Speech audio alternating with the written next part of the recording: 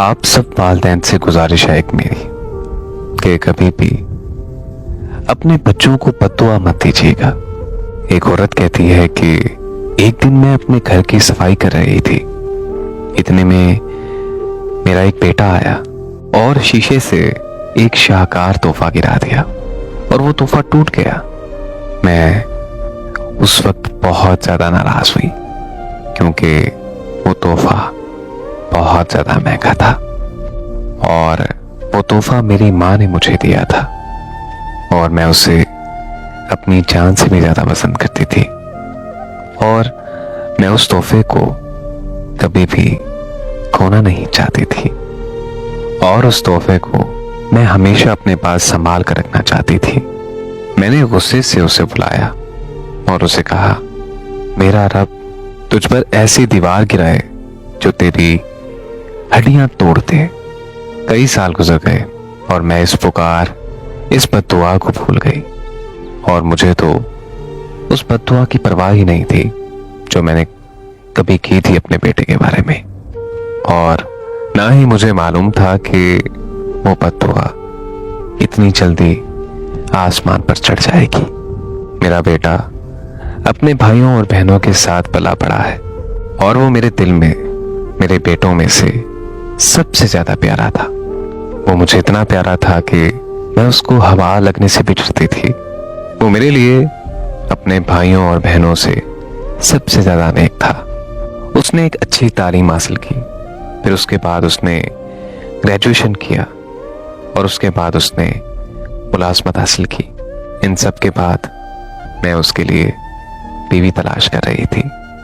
اس کے والد کی ایک پرانی عمارت تھی اور وہ اسے گرا کر دوبارہ تعمیر کرنا چاہتے تھے۔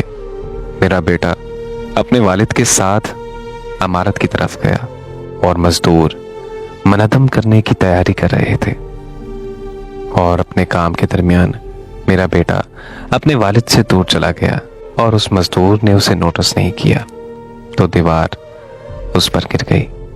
میرا بیٹا چیخا، پھر اس کے بعد اس کی آواز گم ہو گئی، ایک دم سے غائب ہو گئی۔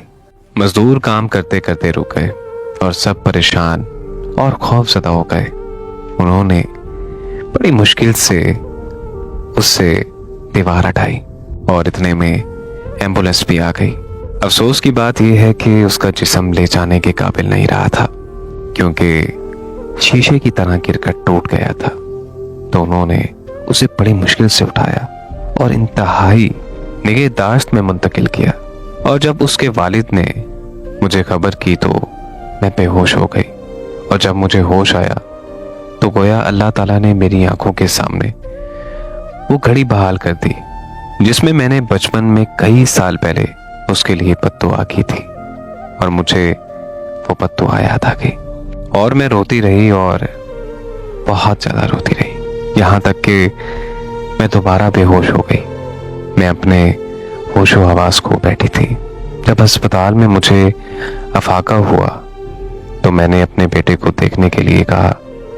میں نے اسے دیکھا اور کاش میں نے اسے اس حالت میں نہ دیکھا ہوتا۔ ان لمحوں میں میرے دل کی دھڑکن رک گئی اور میرے بیٹے نے آخری سانس لی۔ میں نے روتے ہوئے کہا، کاش وہ دوبارہ زندہ ہو جائے، گھر کے تمام فن پاروں کو توڑ دے، بس میں اسے نہ کھاؤں۔ کاش میں اس وقت گونگی ہو جاتی اور اس کو بد دعا نہ دیتی۔ کاش کاش لیکن کاش کا لفظ کا وقت پورا ہو چکا تھا۔ ایک شخص عبداللہ بن مبارک رحمت اللہ کے پاس اپنے بیٹے کی نافرمانی کی شکایت کرنے آیا۔ ابن مبارک نے اس سے یہ پوچھا، کیا تم نے اس کے لیے بد دعا کی؟ اس نے کہا، جی ہاں، میں نے اس کے لیے بد دعا کی ہے۔ ابن مبارک نے کہا، جاؤ، تم نے ہی اسے خراب کر دیا۔ ایک بات میری ہمیشہ یاد رکھیے گا کہ اپنے بچوں کو غصے میں بد دعا کرنے میں جلدی نہ کریں۔ شیطان مردود سے اللہ کی پناہ مانگے۔ اپنی زبانوں سے وعدہ کریں کہ وہ اپنے بچوں کے لیے کامیابی اور رہنمائی کے لیے دعا کریں، ان کو بد دعا نہ دیں۔